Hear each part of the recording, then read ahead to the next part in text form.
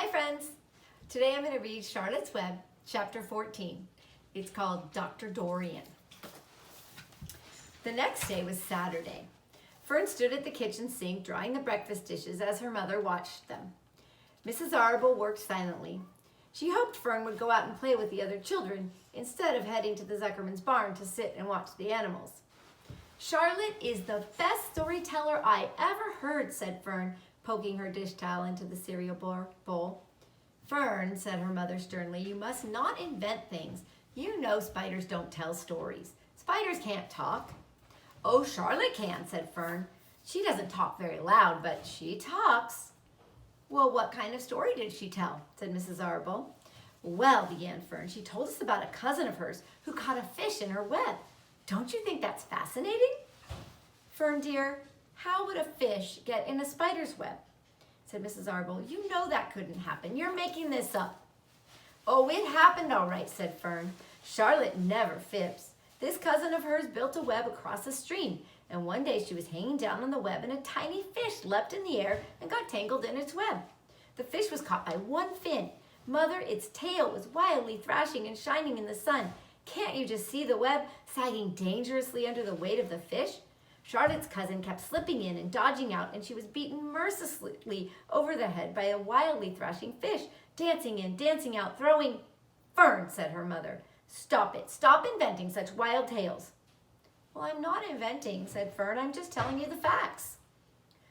Well, what finally happened, said her mother, whose curiosity began to get the best of her. Charlotte's cousin won. She wrapped that fish up and she ate him when she got good and ready. Spiders have to eat the same as the rest of us. Yes, I suppose they do, said Mrs. Arble vaguely. Well, Charlotte has another cousin who's a balloonist. She stands on her head, lets out lots of line, and is carried aloft by the wind. Mother, wouldn't you simply love to do that? Well, yes, I would, come to think of it, said Mrs. Arble. But Fern, darling, I wish you would play outdoors today instead of going to Uncle Homer's barn. Find some of your playmates and do something nice outdoors. You're spending too much time in that barn. It isn't good for you to be alone so much.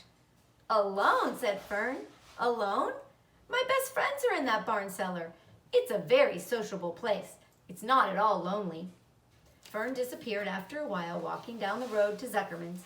Her mother dusted the sitting room, and as she worked, she kept thinking about Fern. It didn't seem natural for a little girl to be so interested in animals. Finally, Mrs. Arble made up her mind she would pay a call to old Dr. Dorian and ask his advice.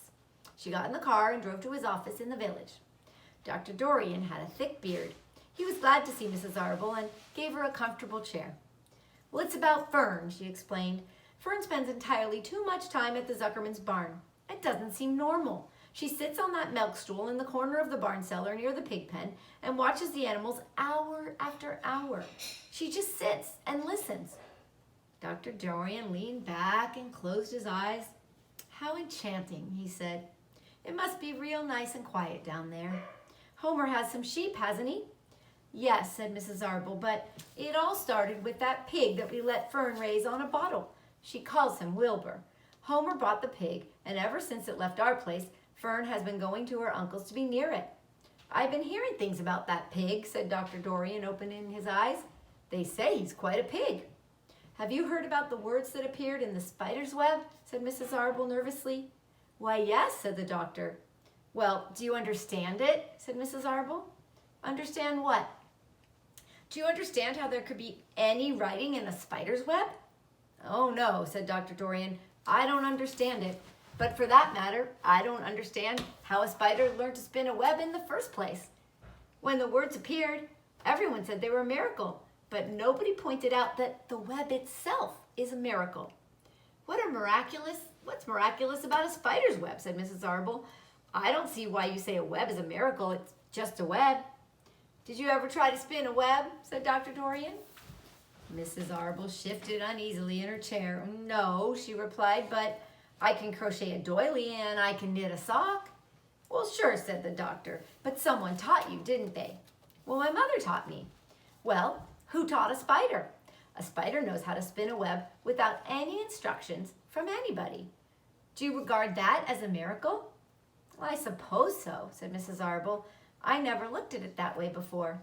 Still, I don't understand how those words got into the web. I don't understand it, and I don't like what I can't understand." "Oh, none of us do," said Dr. Dorian, sighing. "I'm a doctor. Doctors are supposed to understand everything. But I don't understand everything, and I don't intend to let it worry me." Mrs. Arble fidgeted. "Well, Fern says the animals talk to each other. Dr. Dorian, do you believe animals talk?" "Well, I never heard one say anything," he replied, "but that proves nothing. It's quite possible that an animal has spoken civilly to me, and I didn't catch the remark because I wasn't paying attention. Children pay attention better than grown-ups.